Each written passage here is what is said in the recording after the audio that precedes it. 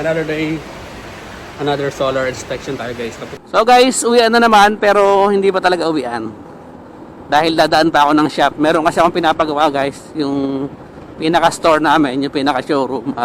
Pinapalipat ko dun sa may space sa harap. Napalagyan ko siya ng kisame, then drywall. Then after that, pagka natingnan ko na yun guys, uwi na ako ng bahay pero hindi pa rin ako magpapahinga. May pupuntahan kasi kami nung kasama ko. Magche-check kami ng solar panel project. Possible. Baka sakali. Inspect namin yung bahay, then nagbigay kami quotation sa may Kanlubang. So, kakilala din namin yung guys. Good thing nga na parang nabanggit namin na gumagawa kami ng solar. Kaya sabi niya, inspect daw namin yung bahay niya. I-check ko lang siya.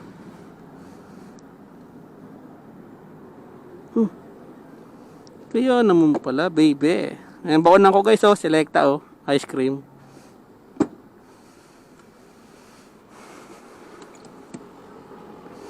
Kunin ko lang yung wallet ko, baka mawala eh. Pre-lock muna natin. Hey! Natin guys. So ito yung pinaka namin, shop. So yung flooring guys, nauna na. Si Medel. Wala si Medel? Ano po, may inadayatan bili daw ng tubig dito yung makapayata si Okay. Parang sa pulo. Pulo?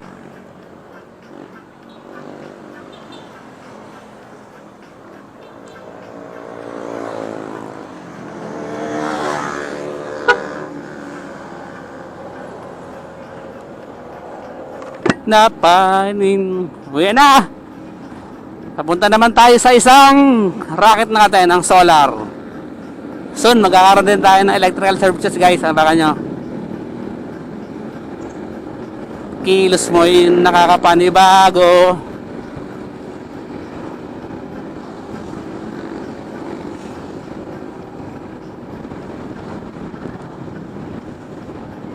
Guys, another day, another solar inspection tayo guys. Napunta tayo ngayon sa Kanlubang.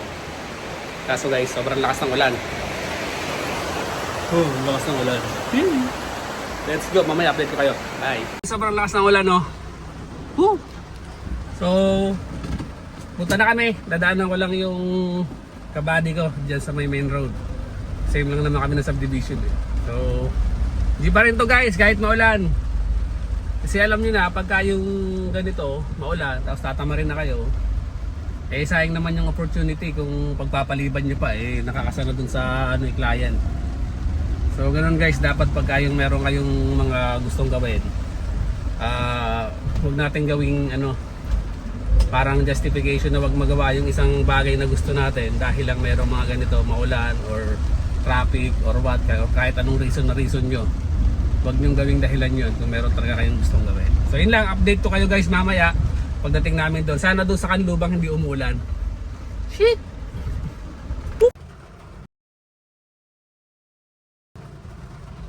Simple lang yun. Tadama?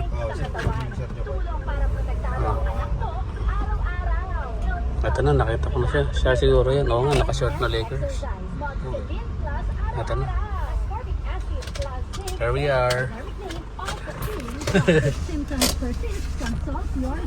Dito na kami guys. Ayan. Ayan, bye.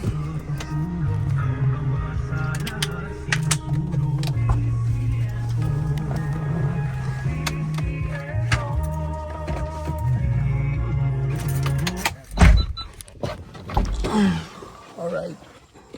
There we are.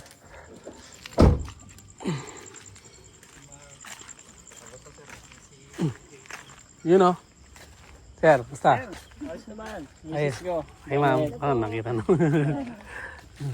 Sige, tara. Grabe naman yung mansion na yan. Maliit lang yan. Nangyari lang. Ano rin mahaba. Mahaba lang.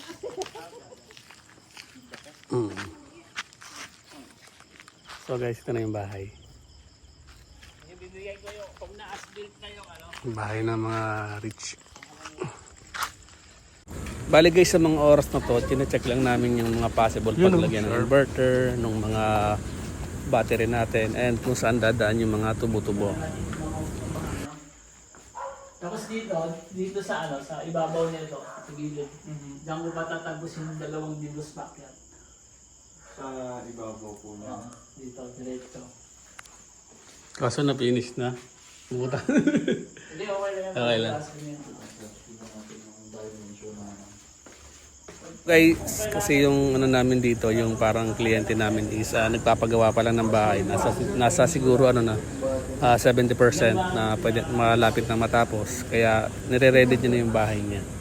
Para pag nagpakabit siya sooner or later or next year, di na ganong hirap. So, in-inspection lang namin guys din para matulungan siya kung paano ang gagawin. So, yun. Sana hopefully matuloy ito. So kung meron ka guys plano magpa-solar, message nyo lang kami, mag-comment kayo dito sa video na to para ma-check natin kung possible bang lagyan ng solar yung mga bahay nyo para makatipid na din kayo at hindi kayo nagkakaroon ng brownout every time na nagkakaroon ng red alert ang Meralco. So yun lang, bye! Salamat sa panonood!